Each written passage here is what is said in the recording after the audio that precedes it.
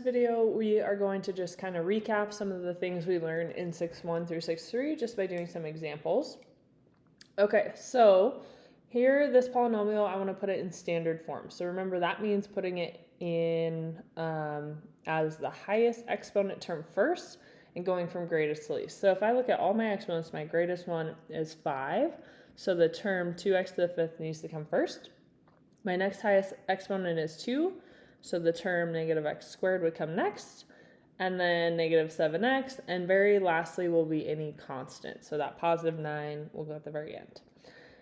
Classify by name and degree. So remember, the degree is what is the highest exponent. So this is a fifth degree, which we call a quintic. And then there are 1, 2, 3, 4 terms. So anything with 4 terms or higher, we just call a polynomial. So this is a quintic polynomial. The leading coefficient, now that it's in standard form, that first number there is 2.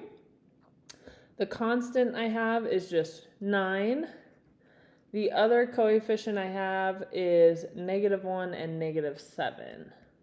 So coefficients are just those numbers in front of the variables.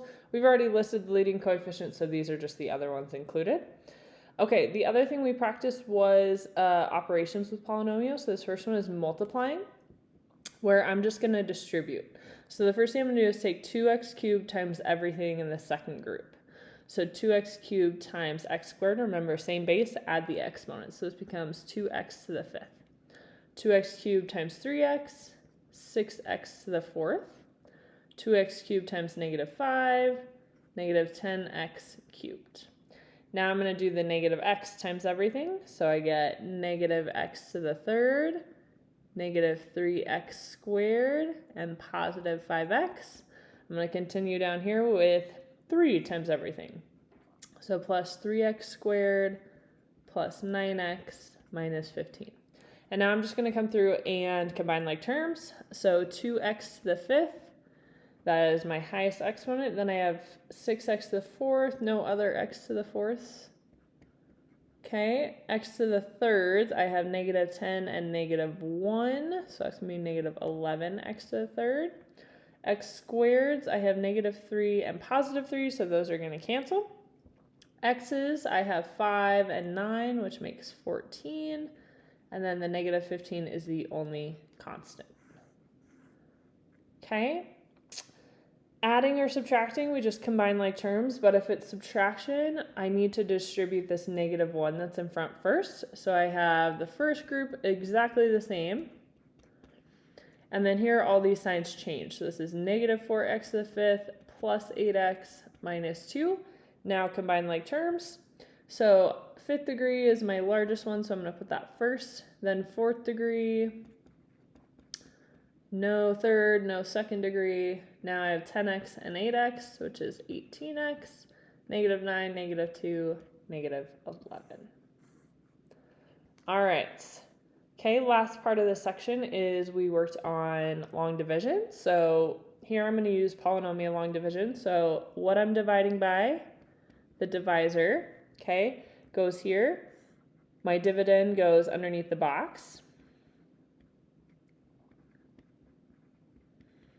All right, and then I just look at the leading terms. So what do I need to multiply x by to equal 8x cubed? 8x squared.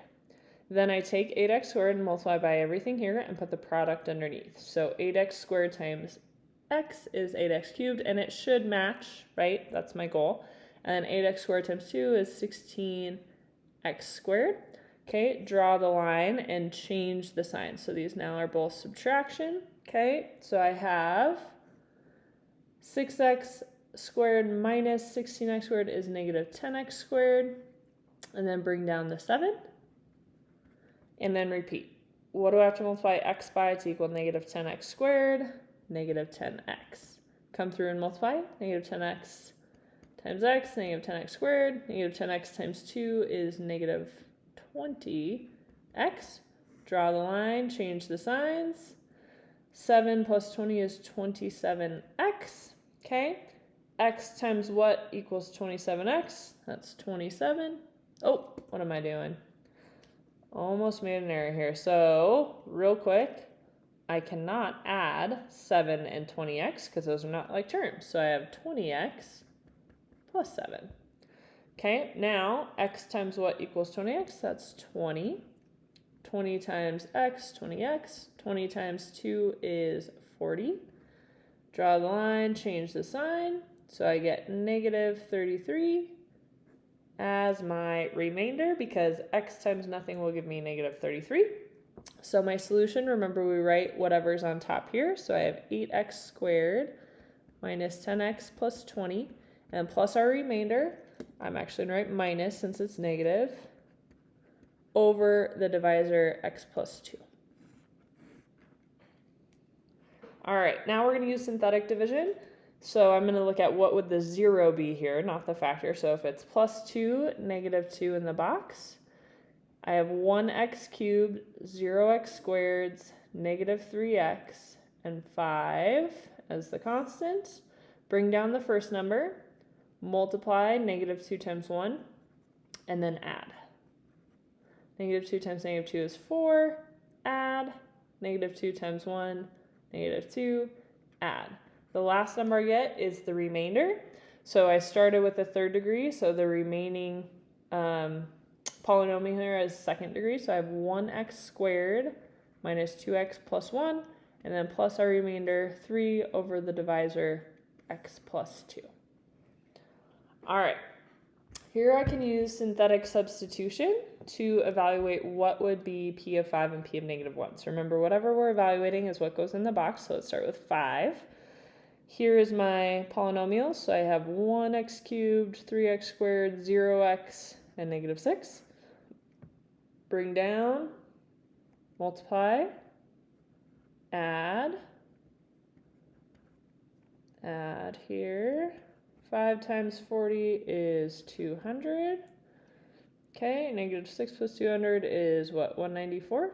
So my remainder, remember when I'm using synthetic substitution, that is what p of 5 equals. So p of 5 is equal to 194.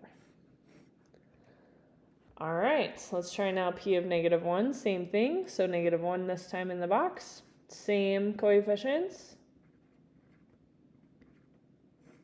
Okay, perform synthetic division like normal.